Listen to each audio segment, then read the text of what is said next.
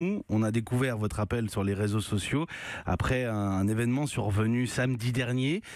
C'était dans un magasin Pimki, magasin de vêtements, une boutique dans le centre commercial Parly 2. Nous sommes au Chesnay, dans les Yvelines. Et Sandrine, il se trouve que votre fille Camille est une adolescente de 17 ans qui voulait faire du shopping et qu'elle est en fauteuil roulant, Sandrine. Exactement. Que s'est-il passé? Vous avez choisi, comme on le fait entre mère et fille quand on va faire du shopping, vous avez choisi quelques vêtements. Et elle a voulu aller les essayer par la suite. Voilà. En fait, elle a choisi des vêtements, comme on vient de le dire, et nous sommes dirigés vers les cabines d'essayage. Et là, en fait, quand on est arrivé au niveau des cabines, on s'est aperçu que celle qui était pour réserver au PMR, donc à personnes à mobilité réduite, elle n'était pas disponible. Donc sur le coup, j'ai pensé que c'était parce qu'une personne valide était dedans, puisque ça arrive assez régulièrement, je dois le dire.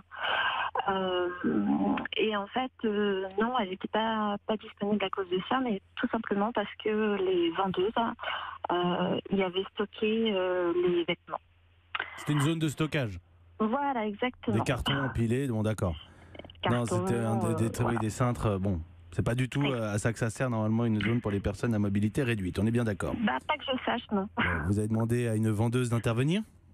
Oui, j'ai demandé où je pouvais installer ma fille du coup, et on m'a indiqué une cabine standard.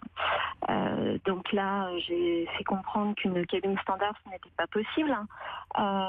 Donc elle a appelé la personne qu'elle a nommée comme étant sa responsable, qui est venue et qui m'a réitéré la même chose en disant qu'il y avait cette cabine standard à disposition. Donc je lui ai gentiment juste pour information, Sandrine, au-delà de la question de principe, dans cette cabine standard, avec son fauteuil roulant, votre fille Camille ne pouvait pas rentrer? Non, c'est bien pour ça que je lui ai proposé justement de prendre ma place et d'y installer ma fille. Voilà, parce que en effet, une cabine standard n'est pas faite pour accueillir un fauteuil. Camille n'est absolument pas autonome, donc ça veut dire qu'il faut l'aide d'une tierce personne pour qu'elle puisse se déshabiller, se rhabiller. Voilà, donc si on est dans un... Et vous n'aviez pas d'autre choix? C'est-à-dire, on vous a dit la cabine standard ou rien, Sandrine? Complètement. On ne m'a pas proposé autre chose, puisqu'on a 2 fois réitéré l'option de la cabine standard. Du coup, il s'est passé quoi? Vous n'avez pas pu, elle n'a pas pu essayer ses vêtements, Camille? Non. En l'occurrence, on est parti. Avant de partir, je leur ai dit que de toute façon, je ferai suivre cette information. Je leur ferai de la publicité.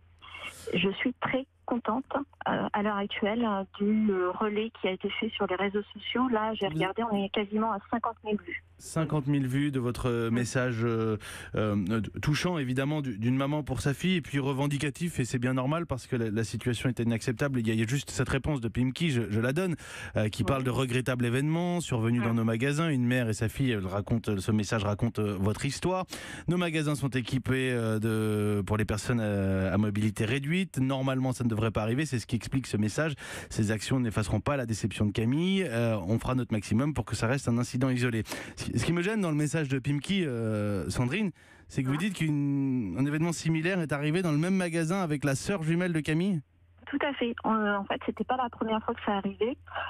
Zoé, donc la sœur jumelle de Camille, faisait pareil du shopping toutes les deux, puisque elles ont 17 ans, donc c'est des adolescentes, elles ont aussi envie de passer du moment à deux. Et Zoé s'est retrouvée face à une situation où, pareil, la cabine PMR était de nouveau encombrée. Et Zoé n'a pas pu, elle, s'exprimer de la même manière que moi, puisque voilà, quand on est adolescente, c'est pas toujours évident de se retrouver face à des adultes et de dire des choses. Et voilà, donc c'était pas la première fois que ça arrivait. Donc comment est-ce qu'on vous trouve sur Facebook, Sandrine? Eh bien, écoutez, le post, je l'ai mis en public. Ouais. Donc, je pense qu'en tapant... Camille, Pimki, on va trouver.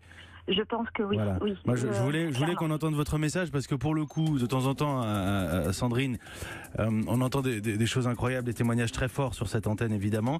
Là, c'est le cas, mais je sais qu'il y a beaucoup de gens qui se reconnaissent dans ce que vous racontez, parce que c'est absolument inacceptable en France en 2018, la 6e puissance mondiale, d'être incapable dans un magasin, un centre commercial comme celui du Chesnay en l'occurrence, qui est une zone cossue de la banlieue parisienne, de ne pas pouvoir aller faire du shopping avec sa fille. Merci Sandrine de votre message que nous relayons sur Facebook ce soir.